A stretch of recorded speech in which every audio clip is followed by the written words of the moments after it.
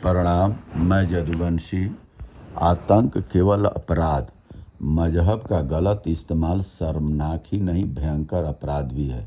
इस दिशा में लोकसभा सांसद असदुद्दीन ओवैसी के इस बयान का इस्तकबाल होना चाहिए कि आत्मघाती विस्फोटक कतई शहादत नहीं है।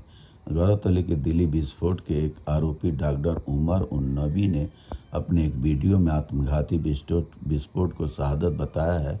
यह भूल या भ्रांति अक्सर मजहब के नाम पर फैलाई जाती है कि मजहब की राह में फियादीन हमले जायज़ हैं। इस बात को दूर करते हुए ओवैसी ने इस घटना को साफ तौर पर आतंकवाद बताते हुए कहा है कि इस्लाम में आत्महत्या हराम है और मासूमों की हत्या घोर पाप है। यह देश के कानून के भी खिलाफ है। गौरतलब है कि जो फोन क्षतिग्रस्त हुआ था उसके डाटा को हासिल कर लिया गया है और तभी आतंकी डॉक्टर उमर का वीडियो सामने आया। अब यह सिद्ध हो चुका है कि साजिश में शामिल तमाम आतंकियों में सबसे कट्टर यही कथित सफ़ेद पोस्ट डॉक्टर था। वह भारत में फिदायें तैयार करने में लगा था। जांच अंतिम छोर तक पहुंचनी चाहिए। आज यह सवाल जरूरी है कि देश में ऐसे कितने लोग हैं जो फिदायीन हमले जैसी वाहियात बात पर यकीन करते हैं। ऐसे कितने लोग हैं जो इनकी तालीम दे रहे हैं।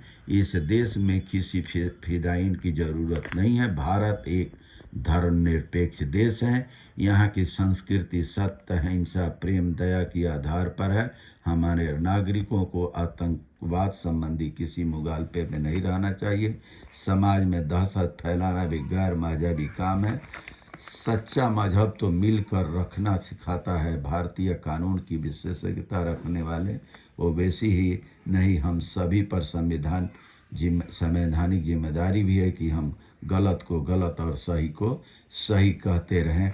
क्या चुनाव में हमारे ओवैसी जी जो बिहार चुनाव में चाहे कहीं भी जो भाषा का ये लोग इस्तेमाल करते हैं उस दौरान इनकी सद्बुद्धि कहाँ चली जाती है? आखिर जनता को उनके मुद्दों पर, उनकी समस्याओं पर, उनकी दुख तकलीफ़ों पर बात ना करके, पलायन पर बात ना करके, नौकरी पर बात ना करके, किसानों की समस्याओं पर ना बात करके अनगढ़ बातें करते हैं। और हर मजहब को अपने अपने मजहब को आगे बढ़ाना। कहीं कोई हिंदू राष्ट्र बना रहा है तो कोई मुस्लिम राष्ट्र बना रहा है।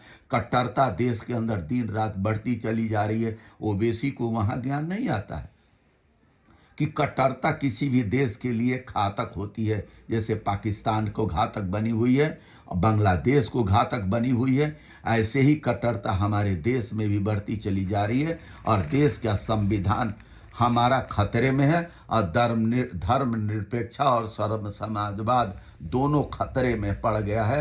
ऐसी कट्टर मानसिकता वालों की से बहुत बहुत धन्यवाद। नमस्कार, प्रणाम।